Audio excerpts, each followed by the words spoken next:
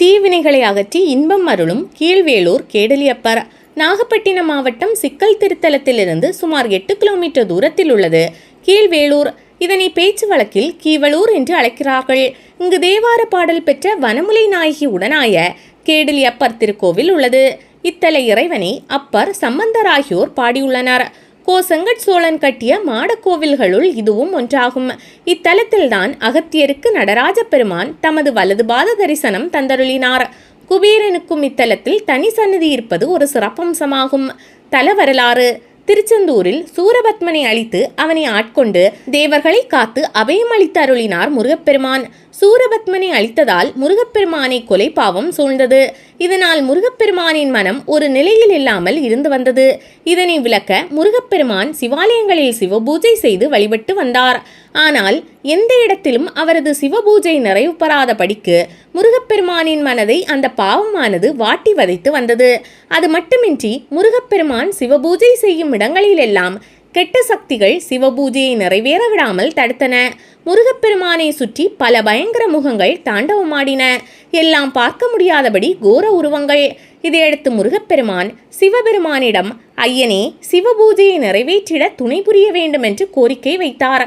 உடனே சிவபெருமான் தோன்றி, முருகா, சிக்கல் திருத்தலம் அருகிலுள்ள இலந்தை வனத்திற்கு சென்று சிவபூஜை செய். உன் தாயின் அருளால் உன்னை சூழ்ந்த கெட்ட சக்திகள் விலகும் என்று அருளினார். சிவபெருமான் சொன்னபடியே இலந்தை வனம் வந்து அங்கு சுயம்புவாக இருந்த சிவலிங்கத்திற்கு சிவபூஜை செய்தார் முருகப்பெருமான். அபிஷேகத்திற்கு தீர்த்தம் வேண்டி அருகில் பூமியில் தன் வேலை ஊன்ற அதிலிருந்து தீர்த்த நீர் வெளிப்பட்டது. அந்த தீர்த்தமே இத்தல சரவண பொய்கையாக திகழ்கிறது. இப்போதும் முருகப்பெருமானை சுற்றி கெட்ட சக்திகள் தோன்றி பூஜைக்கு இடையூறு செய்தன. இதனை கண்ட பார்வதி தேவி தன்னிலிருந்து காளியை தோற்றுவித்தாள். காளி தேவி முருகப்பெருமான் பூஜை செய்த இடத்தை சுற்றி 4 புறமும் கவசம் உண்டாக்கி கெட்ட சக்திகளை தடுத்து நிறுத்தினாள். இதையடுத்து முருகப்பெருமானின் சிவபூஜை சிறப்பாக நடந்து முடிந்தது. இதையடுத்து முருகப்பெருமான் தம்மை சுற்றி 4 திசை மற்றும் ஆகாயம் என 5 கோணத்திலும் கவசம் ஏற்படுத்தி அருளிய தமது அன்னையை 5 வட்டத்தம்மா என்று போற்றி துதித்தார். முருகப்பெருமானை காத்த காளி அன்னை இத்தலத்தில் 5 வட்டத்தம்மன் என்ற திருநாமத்திலேயே அருள் புரிகிறாள். 5 வட்டத்தம்மன் இங்கு சுதை வடிவில் பெரிய திருவுருவுடன் 10 திருக்கரங்களுடன் வடக்கு திசை நோக்கி இருக்கிறாள்.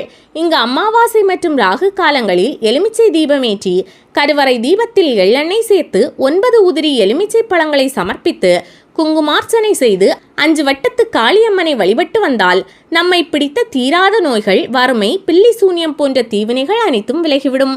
இந்த ஆலயத்தின் மூலவர் கேடலியப்பர் சுயம்பு மூர்த்தி ஆவார்.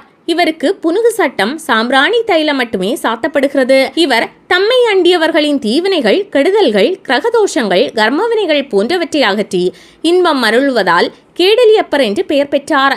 திருஞான சம்பந்தர் தமது பதிகத்தில் இத்தல அம்மையப்பனை வழிபட்டால் துன்பங்களும் வினைகளும் பிணிகளும் அகன்றோடும் என்கிறார். கோயில் காலை 7 மணி முதல் 12 மணி வரையும், மாலை 4:30 மணி முதல் இரவு 8:30 மணி வரையும் திறந்திருக்கும்.